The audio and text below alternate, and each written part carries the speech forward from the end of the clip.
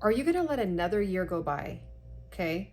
Are you going to let another year go by where you gain a bunch of unnecessary weight around the holiday season and just say that you're living?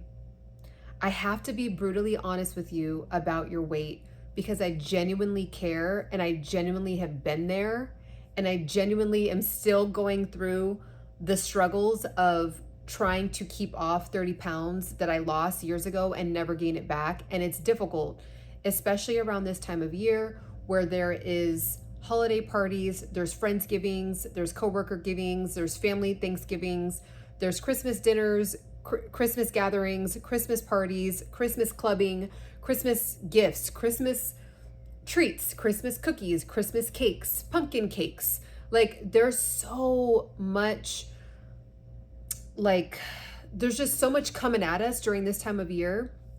And I really want you to challenge yourself. Like if you really want to lose the weight, if you really want to get yourself to the next level, if you really are like, I'm just done. Like I am just done doing this to myself every single year. I work hard during the year. I'm doing what I can to minimize my my portion control. I'm doing my workouts, and then all of a sudden this time of year comes and November, December just slaughters off all the stuff that you worked on all year. And I'm telling you, I hate to admit this. Okay? The more years you spend on the planet, which people also call aging, but I just like to call it more years on the planet. The more years you spend on the planet, the harder it gets to actually get the weight off. And I hate to admit that. I always thought I would be somebody that would be like naturally able to just like bounce right back or lose 5 pounds. I don't know what it is about aging. The hormones are changing, it's just whatever, it's part of life. But there's ways to work around it to still benefit you and work in your favor. Okay, so don't let that be an excuse. It's just now we have to switch things up. It's a little bit different than when we were a teenager or in our early 20s, right? If you're in your 30s and up, there's just a new process, new strategies that you have to do and put in place for yourself to still have a fit, healthy, energetic body. Okay, so that's the main point of this. Yeah, looking better is a byproduct of this, but I am telling you, every single time you overindulge on the food during this time of year, you are setting yourself back 2 weeks. So think about it in that way. One day, one dinner, one overindulging, 3 rounds of pasta, 3 rounds of pizza, having a Thanksgiving for a week instead of a Thanksgiving day. Every time you do that, you are setting yourself back 2 weeks, not just a day.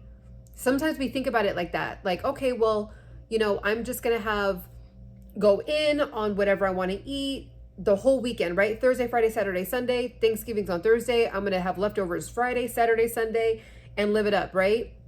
And then each day we're feeling more lethargic. We're feeling more heavy. We're feeling more, honestly, anxiety about like, okay, I know I can't stop eating, but I know I want to lose the weight. But now I feel like I might as well just start next year because I'm already so behind now. I already ruined it, right? So just don't do it to yourself. Every time you do that, you put yourself back 2 weeks, not just a couple of days, not just the days that you did that. So really let this be the time of year. And again, I'm not a nutritionist. I am not a fitness expert coach, but I'm just a woman that has been an adult, a legalized adult for 20 years.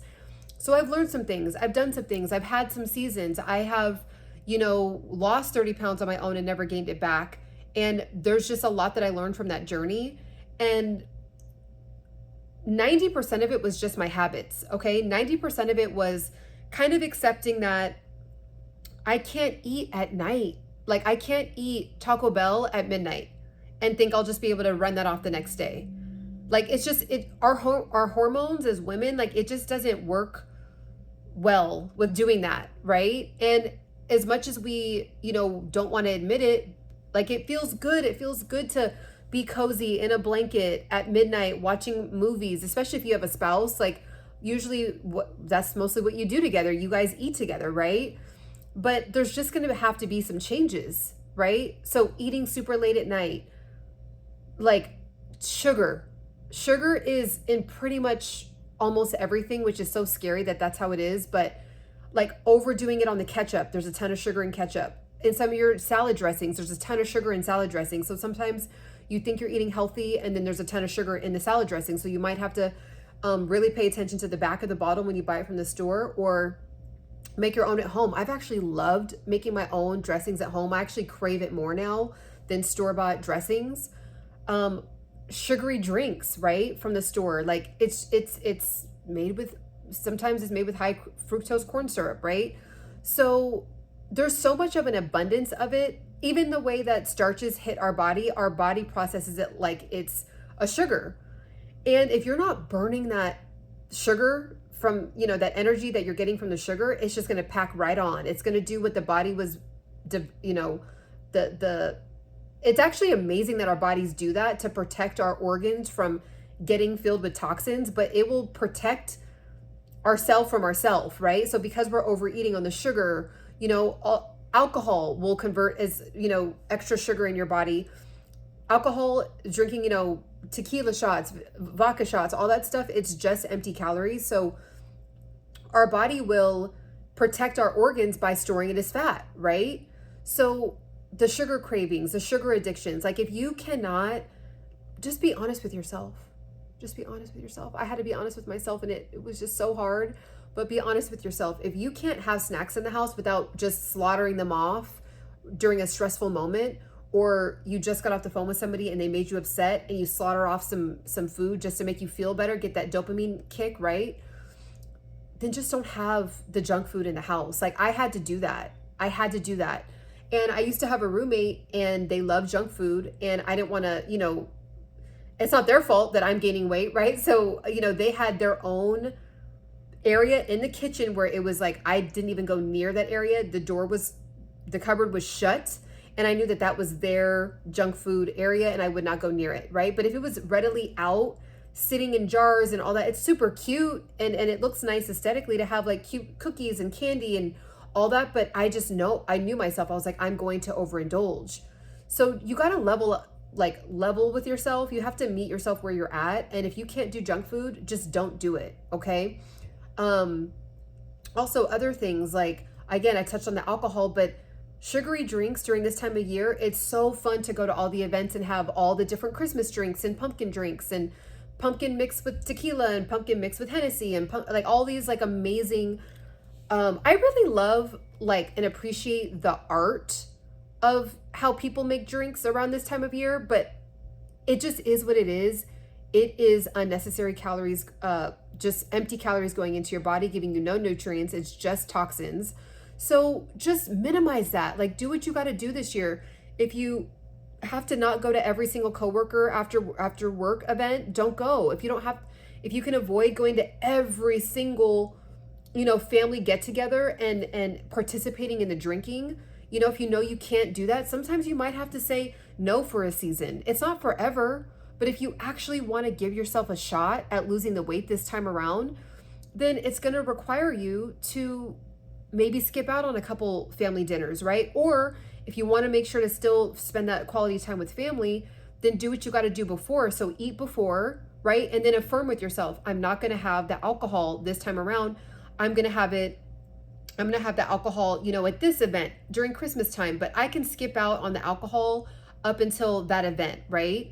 And again, I'm not trying to like be, you know, a Debbie Downer with that, but there's just certain things that hold us back that we just don't want to admit. Like we just don't want to come to terms with it. And make sure this is clear, that we just don't want to come to terms with. We just don't. And the drinking, even though it's one drink, one cookie, a little bit of snacking, all that right there in one day, in one sitting, ends up being an extra 500 calories, 600 calories, 700 calories. And it feels like you barely ate anything. And then you're like, I just don't understand. I feel like I don't eat that much, but it's a type of food that you're eating, especially around this year because it's so available. So it's not even really your fault. You're bombarded with more pressures around this time of year than we usually are during, you know, throughout the rest of the year, right? So right now, for example, I am sipping on my tea. Like what really helps me is sipping on tea all throughout the day. Any kind of tea that I want, mint tea, ginger tea, dandelion tea, lemon balm tea, any kind of tea.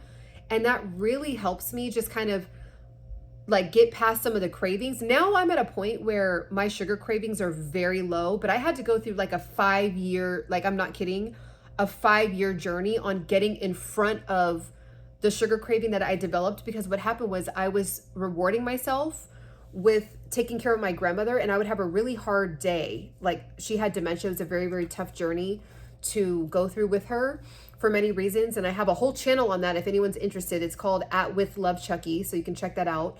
I'll also have it down in the description. But I would reward myself. I'd be like, okay, today was a super hard day. I got through it. Grandma's safe. She's good. She's, you know, she's asleep now. I was able to feed her. I was able to, you know, help her with hygiene stuff. I was able to da-da-da.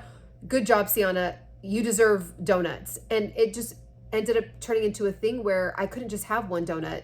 I would be getting so much dopamine hits from the sugar, I guess you could say. Like, I was getting all these happy feelings, happy hormones from the donuts, that I would keep eating them. And I just was like, I had to admit, I was like, I have a problem. Like, I'm actually coping with the stress of being a caregiver with food. And I thought, well, I'm not overindulging on alcohol. I'm not, you know, doing drugs, right? So like, this is not that bad. But I was slowly messing up my hormones. I was slowly gaining like weird weight in different areas. My skin was reacting really bad. I was messing up my digestive system. Like, it was just bad, but I was thinking I was doing something not, like, it was harmless. So I just had to admit to myself the over snacking, the overeating, the sugar, the eating super late at night, the not, I wasn't getting enough sleep during that time. I'm a big sleeper. Like, you know how people say I'm a foodie? Well, if there was a version of that for sleeping, like, I'm a sleepy. Like, that even makes sense. I prioritize sleep. Like, sleep is such a big deal to me. Like, I will skip out on something to catch up on sleep. I don't care. Like, sleep is so important. But during that time when I was caring for my grandmother, it was very difficult to get sleep, because she would get up in the middle of the night. It's something called sundowning. And I talk about that journey in other videos of mine, but sleep was terrible. So I was getting bad sleep, wasn't drinking enough water, okay, sugar, stuffing myself with sugar. So it's just time to admit to yourself that you might not have enough willpower to say no. So set yourself up for success, set your environment up for success by not having the junk food, by saying no to some of the events, not all, but some of them. Or if you're going to go to all of them, be like, you're going to have to tap into another level that you've never tapped into before, of eating before you show up somewhere, and then just having a little bit. And you know what? Sometimes, like, there's been times where I have showed up to an event and I might have a little bit of something, and they're like, oh, you know, like, you're not really eating. It's like, oh, you know, I ate before I came. And I'm on a journey right now with my health. Like, I've just been honest with people, and some people love it and they're like, ooh, I need to do that. Like, you know, it's like they're motivated. And then some people are like, really, you just need to live. And you just have to learn how to roll that stuff off your chest. Like, there is a lot of times where people just say F it because of the peer pressure of food. And it's like, if someone's saying that they, you know, are okay on, they're just going to have a small plate, like, it's fine. Why are you pressuring them? So, you know, you have to develop a thick skin, because, and I could only really speak for Americans because I'm American, and we love to eat, and we eat in big, huge portions compared to a lot of countries. And the types of stuff that we eat, it's banned in other countries, which should tell you something. But, you know, I can only speak to being an American, and being in America, it's like there is this culture of like, eat. And sometimes you're really not even hungry. Like, be honest with yourself. Like, you can show up somewhere and not even really be hungry, but just because like there's so much food available, it's like all of like the sensors of the cravings and how pretty everything looks makes you want to eat it, but you might not even be hungry. So there's been so many events that I've gone to in LA where I just eat before, and I'll have something small, like just to, you know, be a part of whatever. I'll have something small, or I'll share a plate with somebody, and then that's it. Or if there's nothing there that I feel like is within my goals, I just will politely decline the food. And if somebody's super offended, then they just have to be offended. I'm not gonna overeat or overstep my boundaries that I'm putting in place for myself to get my health in order, to just make you happy for 2 seconds, and then you're going to forget about my journey anyway. Like, you're going to go on and live your life after this event anyway, right? So I hope that like is really landing with some of you, because that's what I did to lose the 30 pounds, never gained it back. And then now I have, they're not goals, they're standards actually. Like, I have a baseline, and the baseline is high. So I try to operate up here. Once things start to kind of trickle down and I start to get too comfortable, like I did when I was with my brother. If you guys watch my other videos, I was spending an amazing time, beautiful time with my brother and his little family, his super beautiful children and his wife and all that. Had an amazing time. But I was overindulging on these like amazing toffee wrapped pecans, and I went in on those things because I don't have that in my realm usually, right? So I just basically ate half of the entire jar, and I could just feel it. Like, my skin was breaking out, my face was super puffy, like my stomach like actually was starting to hurt, like, because I just don't eat like that. I don't snack like that. And then on top of snacking like that, what I was snacking with was toffee pretty much. So I was like, okay, I'm getting close to that baseline. And so I completely, like, for the next 2 weeks, my fridge is filled with a bunch of whole food, because I'm not playing around. I'm not going back to gaining the 30 pounds. And another thing is, you know, especially if you are a Black and brown woman, like, a lot of women in our community, their obesity runs in the community. And so when I gained the 30 pounds, I was like, okay, I know what's happening.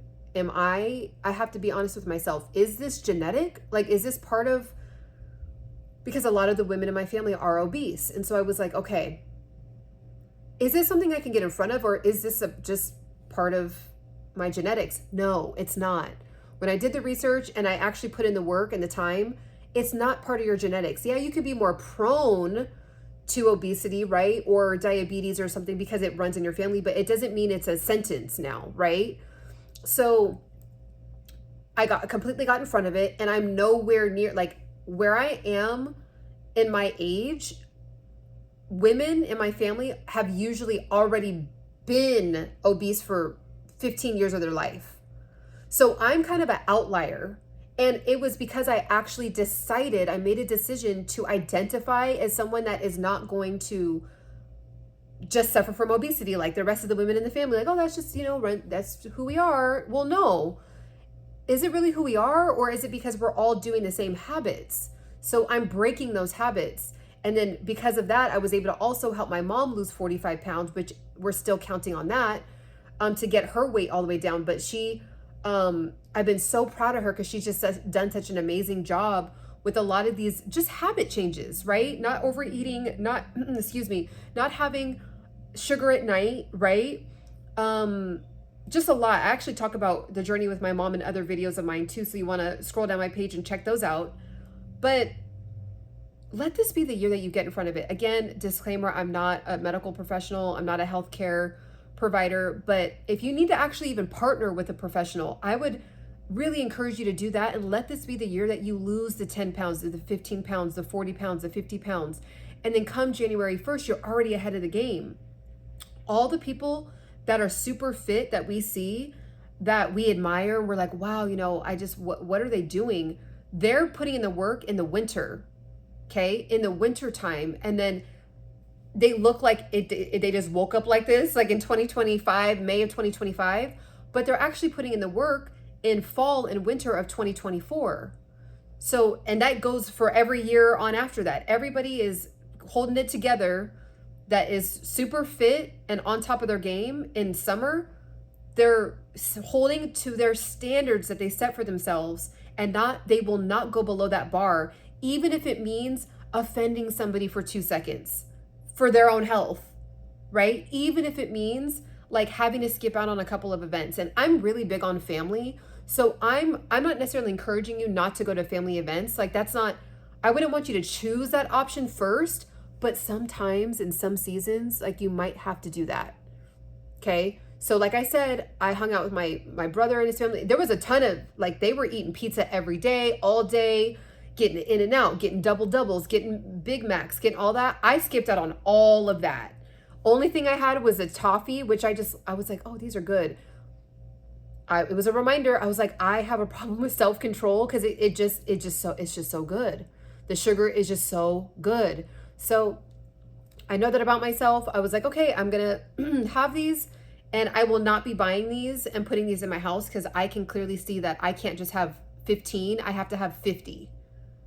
I just have to meet myself where I am. So please let me know what you guys think about this down in the comments, like what you guys are doing, and let me know, give me some ideas, because I'm on this journey with you as well, right? Like there's a lot of things that I've done.